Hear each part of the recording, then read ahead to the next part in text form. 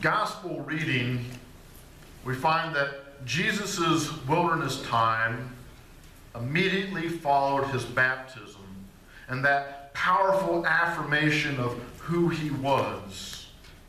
If you remember from the book of Mark, it says, he heard a voice saying, "You are my son, the beloved, with whom I am well pleased."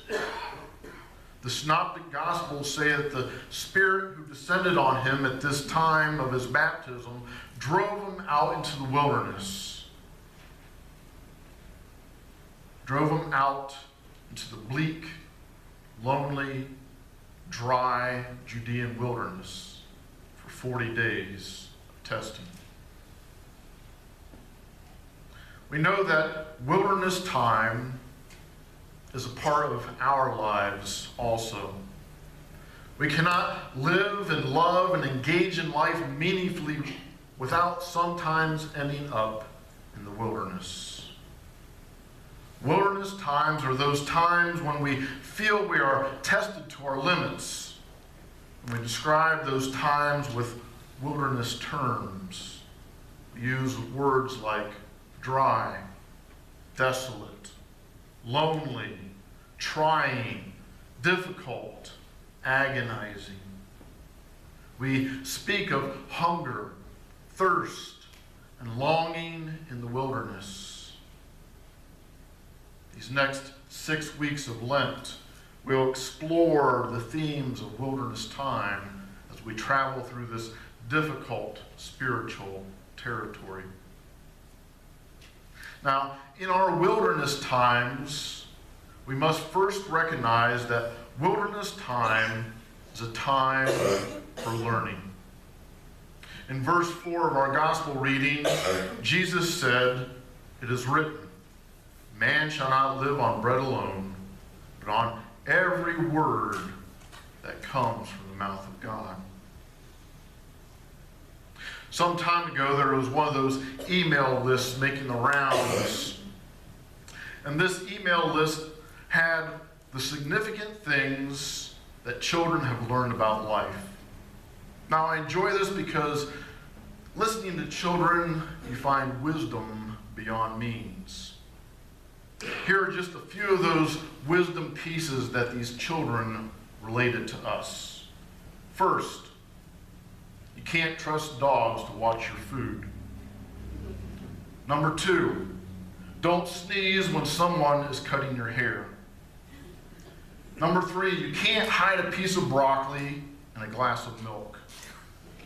Number 4, when your mom is mad at your dad, don't let her brush your hair.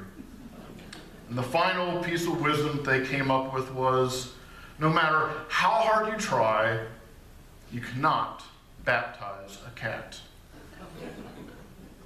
Now, these are what you call accelerated learning experiences.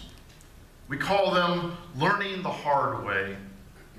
And so it is with the hard times that we find in the wilderness. There's a lot that can be learned in the wilderness, but one lesson stands out. The wilderness can be a time of accelerating or learning experiences about priorities, the things that really matter in our lives. Patrick Morley, in his book, The Man in the Mirror, compares the lack of a clear sense of priority to a trip to the grocery store on an empty stomach without a shopping list. You know how it is. You find yourself wandering up and down all the aisles and you see all this food that looks delicious, and you load up your cart with all these snacks and goodies, and after that shock of the bill at the checkout, there's that shock from your spouse who notices that when you arrive home, these sacks of food really only have about enough to make one meal out, and the rest are just snacks. Life presents us with many options. There's a myriad of ways of using our resources, our time, our abilities, our influence. But without a clear sense of what is most important, we spend it all aimlessly. And at the end of the day, we find that we have not taken care of what really matters most. Our priorities are not in order. Jesus' time in the wilderness, coming just before his public ministry, was a time of sorting out what mattered most and to get clear about God's will for his life. The accounts in Matthew and Luke tell us that Jesus was tempted by wealth, by fame, by power to deviate from his mission. As we follow Jesus into the wilderness, we can see that our own wilderness times can be an important time of testing our values, looking at what is most important, and making decisions about our life's priorities. Pastor Tim Bluster shares this about life's priorities. He wrote, "A few years ago, a young man I knew was in the wilderness. He is in the wilderness of suffering from an aggressive form of cancer. During that time of his surgeries and his treatments, it was my privilege to be his pastor and to spend time with him in that wilderness. And this young man said to me one day, 'I've learned that what I thought was very important doesn't seem very important now. And what I took for granted and thought I could put off for another day has risen to the top of my priorities list.' As painful as our wilderness experiences are, they can yield more spiritual growth than when we're going through the good times of life. They can be times of learning about ourselves, about God, about what is most important, and about where life is headed. Without that time of stock taking and learning, whether in the wilderness or not, life can just go along without much thought.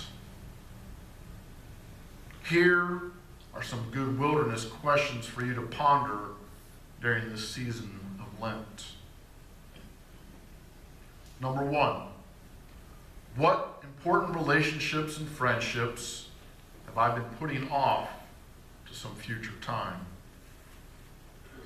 Number two, what is God calling me to do with my life, with all the resources that God has given me? And number three, what in my life right now do I take for granted?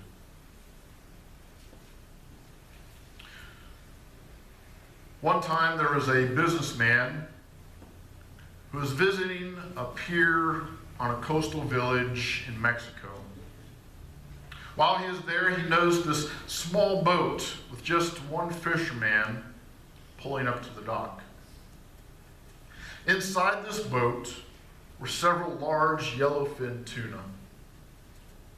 The businessman complimented the fisherman, and he asked him, "How long did it take you to catch those fish?" "Only a little while," the fisherman replied. "Why didn't you stay out longer and catch even more fish?" "Well, I have enough here to meet my family's needs." The businessman then asked him, "But what do you do with the rest of your time?" The fisherman said, "Well, I sleep in late, I fish a little, I play with my children, I take a siesta with my wife, and I stroll into the village every evening, and I sip a little wine, and I play guitar with my friends. I have a full and busy life." The businessman scoffed at him and he said, "I am a Harvard MBA, and I can help you. Here is what you should do. You should spend more time fishing, and with the proceeds, buy a bigger boat. Then with the proceeds of the bigger boat, you can buy several boats and eventually have a whole fleet of boats. You would cut out the middleman and sell directly to the processor. And eventually, you could open your own cannery. There, you would control the product, the processing, and the distribution. At that time, you would need to leave this small village and move to Mexico City. Then, move to Los Angeles and eventually to New York City, where you could run your expanding business. The fisherman asked him, "How long will all this take?" The MBA replied, 15 to 20 years. "But what then?" the fisherman asked. The businessman laughed and said, "That is the best part. When the time is right, you would announce an initial public offering and sell your company stock to the public and become very rich. You would make millions." "Millions?" the fisherman asked. "Then what?"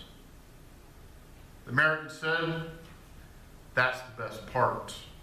Then you could retire and move to a small coastal village where you could sleep late, fish a little, play with your kids, take a siesta with your wife, and stroll into the village in the evening where you could sip a little wine and play guitar with your friends." During this season of Lent, I encourage you to take stock of the priorities in your life. Ask those questions. What is most important? Where is your life headed? This time in the wilderness is a learning opportunity about yourself, about your relationships with others and with God, and where God is leading you. Amen.